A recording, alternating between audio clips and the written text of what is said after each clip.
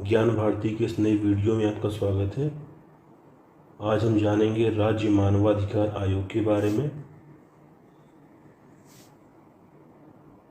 मानवाधिकार संरक्षण अधिनियम 1993 केंद्रीय स्तर के साथ साथ राज्य स्तर पर भी मानव अधिकार आयोगों की स्थापना का प्रावधान करता है।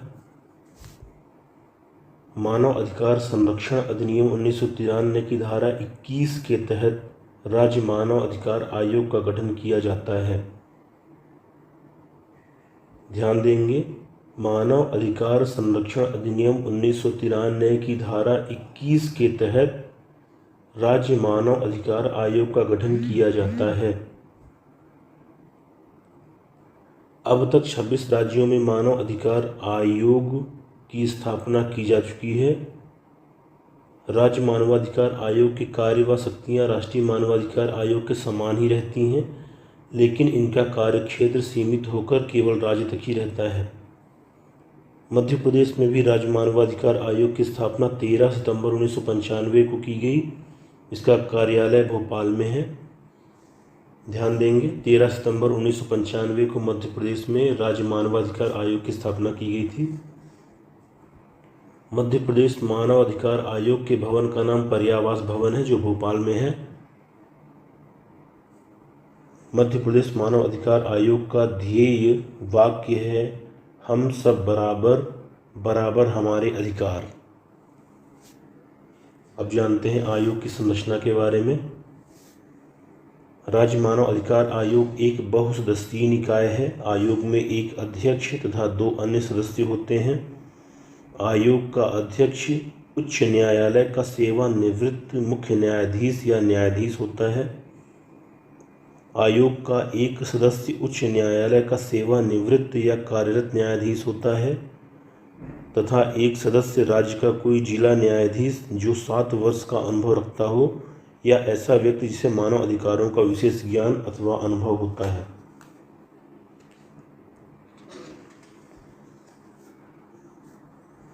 अब जानते हैं आयोग के अध्यक्ष व सदस्यों की नियुक्ति के बारे में। आयोग के सदस्य एवं अध्यक्ष की नियुक्ति राज्यपाल मुख्यमंत्री की अध्यक्षता वाली समिति की अनुशंसा पर करते हैं। इस समिति के सदस्य निम्नलिखित होते हैं। राज्य का मुख्यमंत्री, जो इस समिति का अध्यक्ष होता है।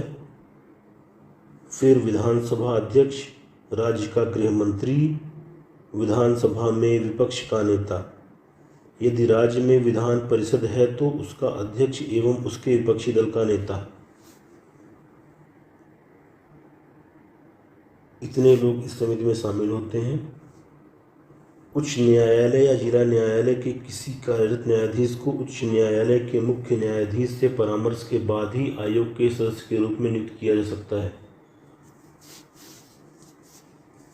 इस चीज को ध्यान रखेंगे कि उच्च न्यायालय या जिला न्यायालय के किसी कार्यरत न्यायाधीश को उच्च न्यायालय के मुख्य न्यायाधीश के परामर्श के बाद ही आयोग के सदस्य के रूप में नियुक्त किया जा सकता है। अब जानते हैं इनके कार्यकाल एवं सेवा शर्तों के बारे में।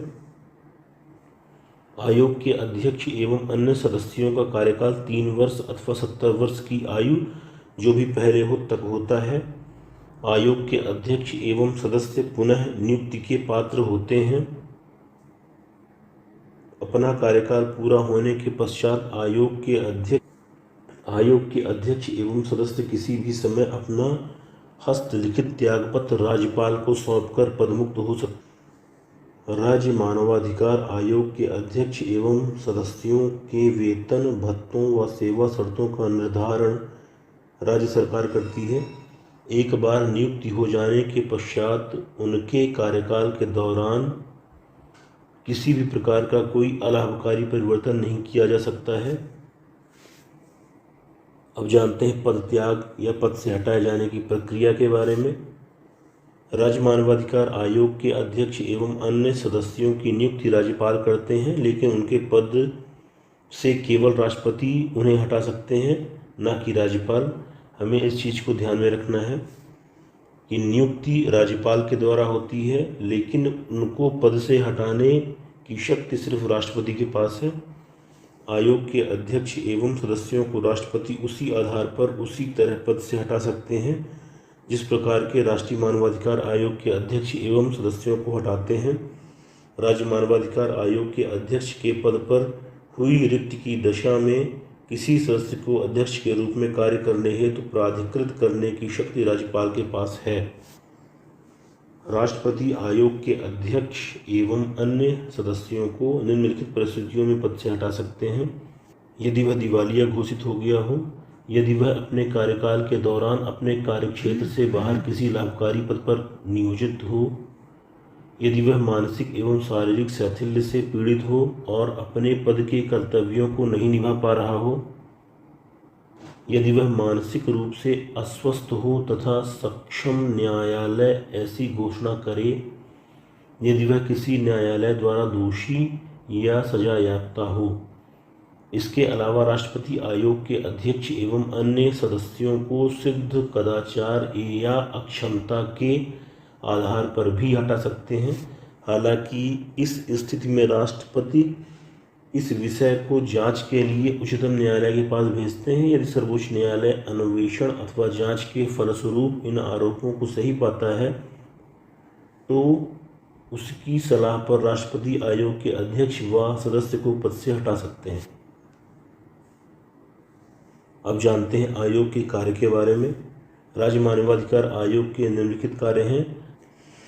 राज्य मानवाधिकार आयोग के कार्य निम्नानुसार हैं: मानव अधिकारों के उल्लंघन की जांच करना अथवा किसी लोक सेवक के समक्ष प्रस्तुत मानव अधिकारों के उल्लंघन की याचिका जिसकी वह अवहेलना करता हो की जांच स्वप्रेरणा या न्यायालय के आदेश से करना, न्यायालय में लंबित किसी मानव अधिकार से संबंधित कार्रवाई में हस्तक्षेप करना, जेलों व बंदी गृहों में जाकर वहां की स्थिति का अध्ययन करना व इस बारे में सिफारिशें करना, मानव अधिकारों की रक्षा हेतु बनाए गए संवैधानिक व विधिक उपबंधों की समीक्षा करना तथा इनके प्रभावी कार्यान्वयन हेतु उपायों की सिफारिशें करना, आतंकवाद सहित उन सभी कारणों की समीक्षा करना जिनसे मानव अधिकारों का उल्लंघन होता है तथा इनसे बचाव के उपायों की सिफारिश करना, मानव अधिकारों के क्षेत्र में शोध कार्य करना एवं उन्हें प्रोत्साहित करना, मानव अधिकारों के प्रति लोगों में चेतना जागृत करना तथा लोगों को इन अधिकारों के संरक्षण हेतु प्रोत्साहित करना, मानव अधिकारों के क्षेत्र में कार्य करने वाले गैर सरकारी संगठनों को सहयोग एवं प्रोत्साहन देना, मानव अधिकारों को प्रोत्साहित करने के लिए यदि कोई अन्य कार्य आवश्यक हो तो उसे संपन्न करना। अब जानते हैं आयोग की कार्यप्रणाली के बारे में। आयोग को अपने कार्यों को संपन्न करने के लिए व्यापक शक्तियां प्रदान की गई हैं। इसे एक दीवानी न्यायालय की शक्तियां प्राप्त होती हैं तथा यह उसी के समान अपनी कार्यवाही को संपन्न करता है। यह किसी मामले की सुनवाई के लिए राज्य सरकार या किसी अन्य अधीनस्थ प्राधिकारी को निर्देश दे सकता है। आयोग केवल 1 वर्ष की अवधि के भीतर के मामलों की ही सुनवाई कर सकता है। आयोग का कार्य विशुद्ध रूप से सलाहकारी प्रकृति का है। आयोग को मानव अधिकारों का उल्लंघन करने वाले व्यक्ति को सजा देने का कोई अधिकार नहीं है। आयोग पीड़ित व्यक्ति को अपनी ओर से कोई सहायता या मुआवजा नहीं दे सकता है। आयोग की सलाह को मानने के लिए राज्य सरकार या कोई अन्य प्राधिकारी बाध्य नहीं है। राज्य सरकार को 1 महीने के अंदर आयोग की सिफारिश पर की गई कार्रवाई के संबंध में बताना होता है। आयोग किसी मामले की जांच के दौरान निम्नलिखित कदम उठा सकता है। यह पीड़ित व्यक्ति को क्षतिपूर्ति या नुकसान के भुगतान के लिए संबंधित सरकार या प्राधिकरण को सिफारिश कर सकता है। यह दोषी लोक सेवक के विरुद्ध बंदीकरण हेतु कार्यवाही प्रारंभ करने के लिए संबंधित सरकार या प्राधिकरण को सिफारिश कर सकता है। यह संबंधित सरकार या प्राधिकरण को पीड़ित को तत्काल अंतरिम सहायता प्रदान करने की सिफारिश कर सकता है। आयोग इस संबंध में आवश्यक निर्देश, आदेश अथवा रिट के लिए उच्चतम अथवा उच्च न्यायालय में जा सकता है। अब जानते हैं रिपोर्ट के बारे में। आयोग अपनी वार्षिक व विशेष रिपोर्ट राज्य सरकार को भेजता है। ध्यान देंगे, आयोग अपनी वार्षिक व विशेष रिपोर्ट राज्य सरकार को भेजता है। आयोग द्वारा पेश की गई रिपोर्ट को राज्य सरकार विधानमंडल में रखवाती है। रिपोर्ट में वे विवरण भी होते हैं जिनमें आयोग द्वारा दी गई सिफारिशों पर की गई कार्रवाई का उल्लेख अथवा ऐसी किसी सिफारिश को न मानने के कारणों का उल्लेख होता है। अब जानते हैं मानवाधिकार न्यायालय के बारे में। मानव अधिकार हनन के मामले में तेजी से जांच करने के लिए प्रत्येक जिले में मानवाधिकार संरक्षण अधिनियम 1993 की धारा 30 के तहत एक मानवाधिकार न्यायालय की स्थापना का प्रावधान है। मानवाधिकार संरक्षण अधिनियम 1993 की धारा 30 के तहत ऐसे किसी न्यायालय की स्थापना राज्य सरकार राज्य के उच्च न्यायालय के मुख्य न्यायाधीश के परामर्श पर ही कर सकती है। प्रत्येक न्यायालय से संबंधित राज्य सरकार एक विशेष लोक अभियोजक नियुक्त करती है। राज्य सरकार किसी ऐसे वकील को जिसे कम से कम 7 वर्ष का वकालत करने का अनुभव हो विशेष लोक अभियोजक नियुक्त कर सकती है। अब एक बार संक्षेप में मध्य प्रदेश राज्य मानव अधिकार आयोग के बारे में जानते हैं। स्वरूप संवैधानिक है। यहाँ पे ध्यान देने वाली बात यह है कि स्वरूप संवैधानिक नहीं है, स्वरूप संवैधानिक है। गठन मानव अधिकार संरक्षण अधिनियम की धारा 21 के तहत। स्थापना 13 सितंबर 1995।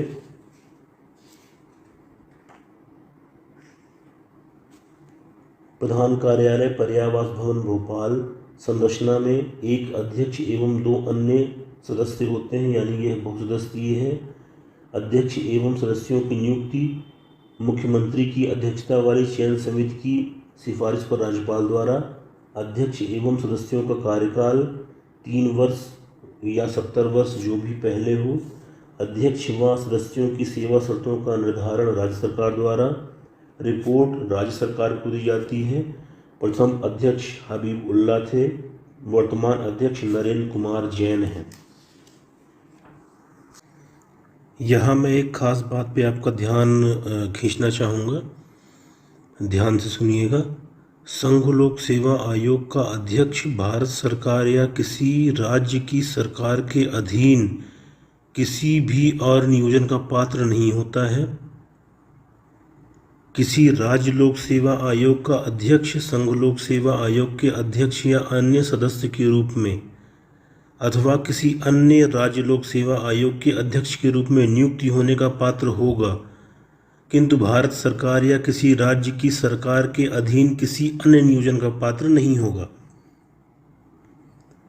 संघ लोक सेवा आयोग के अध्यक्ष से भिन्न कोई अन्य सदस्य संघ लोक सेवा आयोग के अध्यक्ष के रूप में या किसी राज्य लोक सेवा आयोग के अध्यक्ष के रूप में नियुक्ति होने का पात्र होगा, किंतु भारत सरकार या किसी राज्य की सरकार के अधीन किसी अन्य नियोजन का पात्र नहीं होगा।